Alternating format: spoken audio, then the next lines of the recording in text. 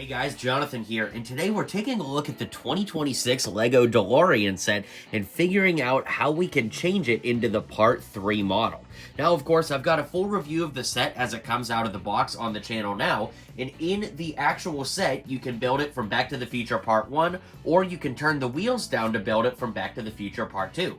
Unfortunately, there are no parts included to turn it into the Part 3 model, so only using a handful of extra pieces, I was able to do just that. So we're going to break it down, and I also built Marty and Doc in their Wild West outfits, so we'll start with the minifigs and then break down how to build the DeLorean to make the Part 3 version you see here. So to build Wild West Marty McFly, I actually didn't use any of the pieces from the official Marty from the set. I just think that the original head from Marty from back in the day, from LEGO Dimensions and the original Back to the Future set, looks so much more like him than the one we got in 2026, so I went ahead and swapped it for that original version. I also love the head on the other side. It just looks so much like Michael J. Fox, and it's amazing. Now, that being said, he's got that tan fedora hat there. It's come in lots of places, but that makes for a great look. The torso comes from the horse costume guy from the LEGO CMF series, with pink arms, tan hands, and red legs to finish the look.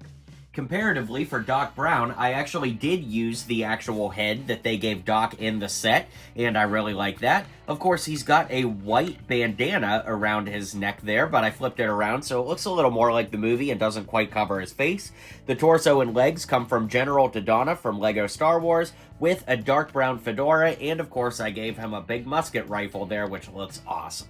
Now that brings us to the set itself, and man, I am so happy with the way that this actually ended up turning out. So we'll go ahead and open up the driver's area there so we could put Doc in the set, as well as Marty right next door. So I love that even with their hats on, both guys will fit comfortably inside the DeLorean still. So now, as we turn it on the side here, the big things to add, of course, are the box of junk on the hood and, of course, those wheels. Now, in the back, we want to make sure that we have the 2015 license plate and the Mr. Fusion from the official set, because remember, this car was sent from the future into the Wild West, so that is quite cool.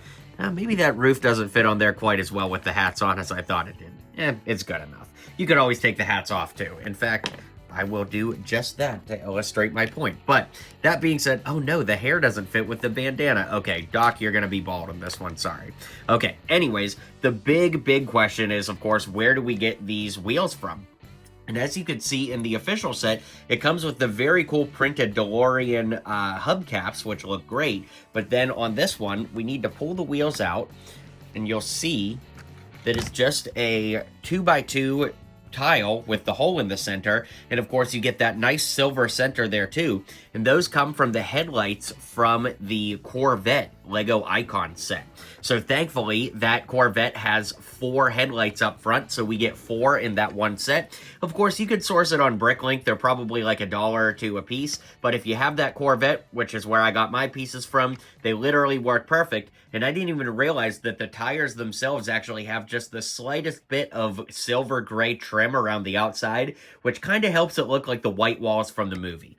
There are no LEGO white wall tires quite in this size, so unfortunately I do feel that what we see here is the closest we can possibly get. But then the final thing to add, of course, is the box of junk on the front. Thankfully, the way the DeLorean is designed, we have these studs up front here. So what I did is I took 2 2x4 plates. Of course, you could just take a 4x4 plate if you have it in the color of your choice.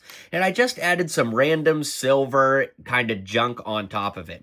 I don't really know how to explain what I did without saying every part piece by piece, but pretty much every part here are just spare pieces I've had left over from other sets I've built. So it was very easy to source the parts for this, but overall, I would recommend just kind of putting together some junk and looking at photos from the movie to see what pieces you have that can get you as close as possible. But overall, I am very happy with the way this Part 3 model turned out. I am absolutely going to buy 3 copies of this set. Well, I guess 2 since I have this one here. But I want to have 3 copies on display at any given time for Part 1, Part 2, and Part 3.